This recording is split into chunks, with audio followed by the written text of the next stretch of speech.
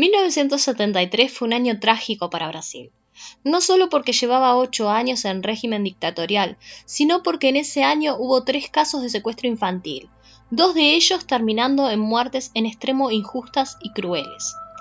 Hoy hace exactamente 50 años que Ana Lídia Braga, de 7 años, fue secuestrada y torturada. Al igual que en el caso de Araceli, que ya tratamos en el canal, este fue un caso en extremo cruel que tiene como víctima a una niña indefensa y que está rodeado de misterio. Sobre este caso existió una prohibición de difusión y hasta el día de hoy no fue resuelto. Ana Lídia era hija adoptiva de Álvaro Braga y Eloísa Rossi Braga. Ambos eran funcionarios del Departamento de Servicio Personal de Brasilia. Ellos tenían 2 hijos biológicos, Elizabeth, de 20 años, y Álvaro Enrique, de 18. Ana, o niña, era sumamente protegida por sus padres, que según cuentan no la dejaban ir sola a ningún lado, ni siquiera jugar al patio del edificio donde vivían. Ana Lídia era una niña dulce, pero en extremo tímida, que vivía su día a día yendo llevada de su casa a la escuela y viceversa. En uno de los diarios de la época dice que Aninha era el xodó de sus padres, que es una palabra informal del portugués que quiere decir algo así como la niña de los ojos de sus padres. Ana Lídia, como es de suponer, iba a un colegio privado católico que estaba prácticamente frente a su casa, el colegio Madre Carmen Sales. Ella iba por la mañana y por la tarde tenía clases de apoyo de matemática los martes y viernes y de piano los lunes, miércoles y jueves. Dentro de su clase llamaba la atención por ser la única con cabello rubio y ojos azules, pero a pesar de eso ella era muy tímida y no tenía amigos. La rutina era que los padres la llevaran al colegio y que por la tarde la empleada la fuera a buscar.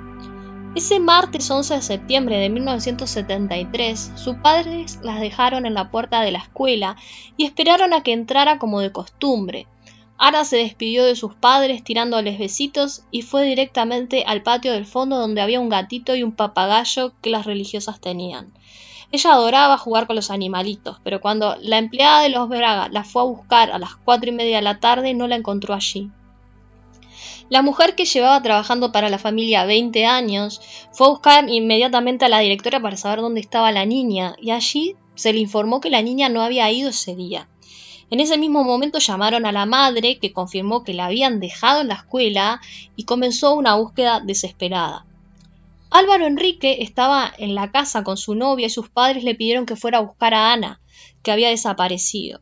Como no la encontraban, a las 5 de la tarde llamaron a la policía informando que la pequeña había desaparecido, y ahí las búsquedas se intensificaron. La policía comenzó a buscar testigos y uno de los primeros en declarar fue el jardinero de la escuela, que dijo que había visto a la pequeña siendo dejada en la escuela por sus padres y retirada por un joven alto, rubio, flaco, que usaba pantalones color verde oliva y tenía un libro color rojo con él. Este muchacho estaba dentro de la escuela y la niña estaba familiarizada con él, por lo que el jardinero no sospechó nada. De hecho, es de suponer que si el muchacho estaba dentro de la escuela es porque lo conocían y lo dejaron entrar, y que si la niña, que era en extremo tímida y retraída, se fue con él era porque lo conocía. Luego otros 2 testigos dijeron que la vieron con un joven de cabello ondulado, de baja estatura y moreno. Y aquí tenemos que hacer una salvedad, ya que en español moreno hoy por hoy hace referencia al color de la piel, pero en portugués, y en especial en esa época, era probable que se refiriera al color del cabello. Hago esta salvedad por algo que voy a pasar a comentarles en breve. Siguiendo con el relato, este último muchacho la habría llevado por una calle lateral y se habrían tomado un taxi modelo Fusca color rojo en dirección a la Universidad de Brasilia. Ese mismo día, a las 7:45 de la tarde, la policía recibe una llamada. Era un hombre que decía tener a la niña y que reclamaba un rescate de 2 millones de cruzeiros, lo que hoy equivaldría a 727 reales o $155 aproximadamente. Tengamos en cuenta que en ese entonces el salario mínimo era de 320 cruzeiros al mes y que si bien la familia de Ana Lídia tenía una buena posición, eran clase media, no eran ricos, por lo que esa suma era exorbitada. En el llamado el encargado de hablar con el secuestrador afirmó que pusieron a Ana Lidia al teléfono, que ella lloraba, que pedía por su mamita y que él intentó negociar con el secuestrador diciendo que la familia no tenía esa plata, que eran pobres. Enseguida el secuestrador cortó el teléfono y nada más se supo hasta que unas horas después apareció una carta dirigida al padre de Ana en un comercio cercano a su casa. En esta carta, redactada a máquina, pero cuyo sobre estaba escrito a mano, pedían 500.000 cruceros y daba instrucciones sobre dónde colocar el dinero. En el lugar que señalaba la carta estaba próximo a un puente y la fecha pautada era el día 14, es decir, ese viernes. Recordemos que era martes, por lo que seguramente los secuestradores tenían intenciones de darle un tiempo a los padres para que reunieran el dinero. La carta, que estaba dirigida al padre de Ana Lidia, llegó enseguida a manos de la policía porque la misma fue dejada en un lugar público, no en la casa. Algo para destacar es que el sobre decía señor Álvaro Braga, luego pone la dirección Cuarteirão 405, bloque de apartamentos 40, apartamento 108, padre de la niña raptada. Eso es lo que dice el sobre. La carta dice: conforme a lo que usted sabe al respecto de su hijita que está con nosotros, ella la está pasando bien. En lo que respecta a su devolución, queremos 500.000 cruceros a cambio. Esta suma deberá ser entregada hasta las 9 horas del día próximo 14, en el lugar próximo al viaducto que atraviesa el lago rumbo a Sobrallinho. No le permitimos hablar con la prensa ni con nadie que pueda impedir el encuentro, ya que de lo contrario no tendrá a su hija de vuelta. Algo para pensar: ¿cómo sabían la dirección correcta? ¿Y por qué, teniendo la dirección, dejaron la carta en un almacén? Quizás sabían la dirección por los cuadernos de Ana, o quizá porque los secuestradores conocían a la víctima y su familia, y por eso no solo sabían la dirección, sino que tampoco podían acercarse al bloque de apartamentos donde vivía Ana. Al otro día, en horas de la mañana, un fusilero naval cuya hija había encontrado la mochila y cuadernos y muñeca Susi que Ana siempre llevaba consigo, empezó a buscarla y aproximadamente a las 13 horas terminó hallando su cuerpo desnudo, parcialmente enterrado boca abajo. Su cabello había sido cortado rente con una gilet, tenía varios moretones, marcas de cigarrillo, tajos en la espalda, hechos probablemente con la misma gilet que le habían cortado el pelo. Y ahora viene lo peor. Es muy difícil contar ciertos detalles, pero esto sirve para marcar el perfil del o los asesinos. El forense determinó que, además de lo que era visible, le habían arrancado las pestañas de uno de sus ojos, había sido abusada en vida con un objeto de goma y post-mortem por una o varias personas. La niña murió asfixiada, probablemente para callar sus gritos, y el lugar donde la encontraron estaba próximo a la Universidad de Brasilia. Allí encontraron 2 preservativos usados y un pedazo de papel higiénico con semen que correspondían a la misma persona. También se encontraron marcas de neumático de moto y huellas de botas de al menos de 2 personas. Se confirmó que ella llevaba pocas horas muerta, por lo que se determinó que falleció entre las 4 o 6 de la mañana y que, por lo tanto, ella pasó menos de 24 horas con los asesinos. Luego de encontrado el cuerpo, varias teorías comenzaron a surgir. El primero en ser indagado fue el hermano de Ana Lidia, ya que las características que había dado el jardinero correspondían con él. Y luego en el juicio el jardinero termina reconociéndolo como quien había ido a buscar a Ana Lidia, ese fatídico 11 de septiembre de 1973. Álvaro Enrique tenía problemas con las drogas. Según la policía, tenía una deuda con los traficantes locales y para poder liquidar esa deuda habría entregado a Ana a los traficantes. Otra teoría era que la novia de Álvaro Enrique estaba embarazada y que la secuestró para pagar un aborto, para pedir rescate para poder pagar un aborto. Sin embargo, en un periódico de la época figura que se le hizo un examen a esta novia y que la novia era estéril, por lo que es imposible que ese haya sido el motivo, pero también se habló de eso del aborto. Los padres de Ana enseguida salieron a defender a su hijo, diciendo que no podía haber sido él, porque Álvaro Enrique iba con ellos en el auto cuando fueron a dejar a Ana. y que es más, que lo llevaron a sacar su carnet de conducir y que luego cuando él venía en su moto lo paró la policía, por lo que él no podía haber sido el asesino de su hija. Lamentablemente la policía lo que sí pudo determinar es que esto no era cierto. Varios testigos declararon que en el auto solo iban Ana y sus padres y que ese día no hubo controles a motos y que tampoco el joven había ido a sacar su libreta para conducir automóviles. Por si fuera poco, como les dije, él tenía una moto marca Yamaha que su padre le había comprado y en el lugar donde se encontró el cuerpo de la niña había marcas de moto, lo que lo ponía en una posición muy pero muy complicada. Además del hermano también hubo un segundo sospechoso, ya que habían 2 pares de huellas en el lugar, y luego de corroborar las declaraciones de las personas que habían visto a la niña con este moreno de baja estatura del que les hablé, todo indicaba que se trataba de Raimundo Lacerda Duque, amigo de la madre de Ana, que era su jefa en el trabajo. Raimundo tenía 30 años, era adicto a las drogas y al alcohol. Tenía fama de ser el mayor traficante de marihuana de Brasilia y cuando fue a declarar a la policía reconoció que tenía una tara por los niños, es decir, que le gustaban los niños de una manera perversa. Y aquí es donde nuevamente encontramos contradicciones, ya que de acuerdo a la madre, él no era asiduo a su casa, ella dijo que a lo sumo había ido 3 veces. Pero una amiga de la hija mayor dijo en una declaración reciente que él había estado viviendo con ellos.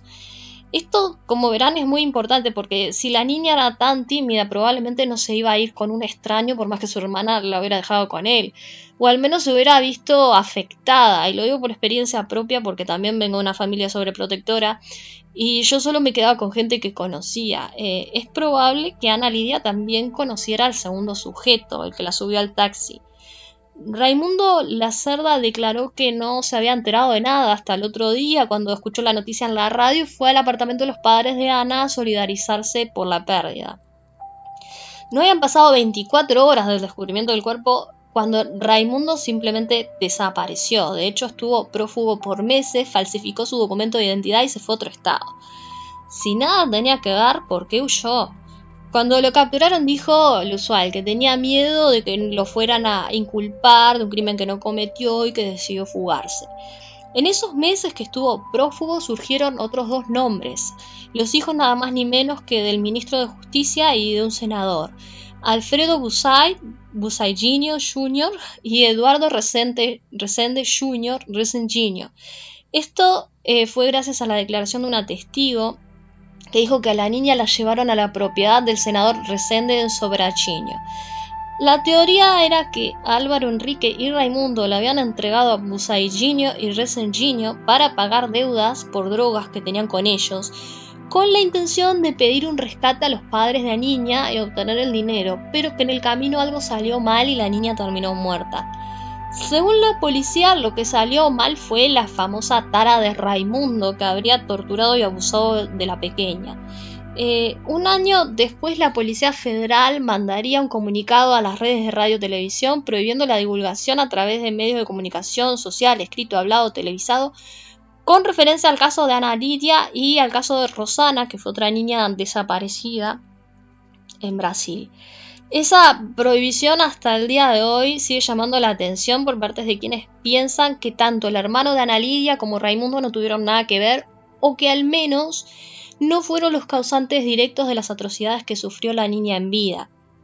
A mí personalmente me llaman la atención otras cosas. Primero, que en esa época Brasilia tenía pocas farmacias y que era fácil descubrir quién había comprado los preservativos, que no eran de uso habitual.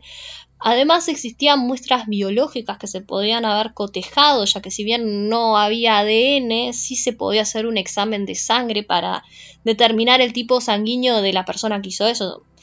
Y eso nunca se hizo. Es un tanto especulativo y subió de tono para contar sin que me censuren el video, pero voy a hacer una referencia fugaz. Alguien la torturaba y alguien miraba, el que se limpió con el papel higiénico. Y esto se podía haber corroborado. Pasando a lo siguiente, tampoco se tomaron impresiones de las huellas encontradas, ni de las marcas de las ruedas de la moto, tampoco fue dado a conocer el retrato hablado del segundo hombre. con el que habían visto a Ana, que hoy sabemos es muy probable que fuera Raimundo, porque son idénticos. Asimismo, una de las hermanas del colegio al que iba la niña declaró que cuando fue a acompañar al padre a decirle la noticia a su mujer, la mala noticia, le llamó la atención algo que él le dijo a su esposa. Espero que no sea lo que estoy pensando porque eso va a ser mucho peor, dijo el padre. Y ella pareció entender a lo que se refería. Además, cuando la policía lo interrogó, le dijeron que él sabía que su hijo estaba implicado y que había decidido callar para no perder 2 hijos al mismo tiempo. Y ante esto él simplemente no dijo nada. Asimismo, la carta tampoco nunca analizaron el tipo de letra, ni la máquina de escribir de la que podía provenir. Nadie encontró raro que los secuestradores llamaran nada más ni menos que a la policía. Si bien en esa época no todo el mundo tenía teléfono, los padres de Ana no lo tenían, pero justamente iban a llamar a la policía. Podían haber llamado al trabajo los padres, podían haber llamado a la escuela, pero llamaron a la policía. Esto es muy, pero muy raro. Nadie tampoco encontró raro que dejaran una carta en un almacén cercano a la casa y no en la puerta del edificio, y que encima pidieran no lo den a conocer. ¿Cómo no le van a dar a conocer si lo estaban dejando en un lugar público? A ver, la intención nunca fue pedir rescate, sino completar una venganza, o se trata de un crimen muy poco planeado que salió mal. Ahora, veamos qué fue lo que terminó sucediendo. Tanto Álvaro Enrique, hermano de Ana, como Raimundo Lacerda-Duque, amigo de su madre, fueron condenados, uno por entregar a la niña y el otro por abusos y asesinato. No pasaron más de 1 año en prisión por falta de pruebas. Busaiginho, que tenía 17 años, y Resenginho, que tenía 21, ya tenía problemas con la justicia, nunca fueron imputados, sino que declararon como testigos. Uno lo hizo por carta y el otro a través de su abogado, y nada pasó con ellos. Busaiginho murió en 1975 en un accidente de tránsito. Resenginho se suicidó en 1990. Hoy Álvaro Enrique es médico, ejerce en Río de Janeiro, y Raimundo murió hace unos años debido a complicaciones por el alcohol. En los años 80, este caso volvió a tomar una nueva dimensión, ya que una periodista afirmó que tenía testigos que habían visto a Busaiginho torturando y matando a Ana. Pidió que se exhumara su cuerpo porque afirmaba que él estaba vivo y que esa era la forma de demostrarlo. Finalmente se logró que exhumaran el cuerpo en 1986, pero los funcionarios terminaron llevando el cadáver equivocado. Llevaron el cadáver del abuelo, que había muerto en 1966, tuvieron que volver a exhumar. Finalmente encontraron un cadáver que parecía ser el de Busaiginho, pero a este cadáver le faltaban los dientes, por lo que todo el mundo decía que era muy sospechoso, que habían puesto un cadáver de una persona X, le habían sacado los dientes para que no lo pudieran identificar, pero finalmente un médico legista dijo que era él, y todo se terminó enfriando porque también varios de los testigos que decía tener esta mujer estaban muertos, y el caso finalmente prescribió en 1993. La verdadera historia de esto nunca se va a conocer, y así se conozca, todos los implicados están muertos, menos Álvaro Enrique, hermano de Ana, que ya fue juzgado y no puede volver a ser juzgado, por lo que el crimen quedó impune. Pero en una nota de consuelo, hoy la tumba de Ana Lidia es una de las tumbas más visitadas, y muchas personas afirman que es una santa, que ha intercedido por ellos y que ha hecho muchos milagros. Soy Val y esto fue Legajo Criminal.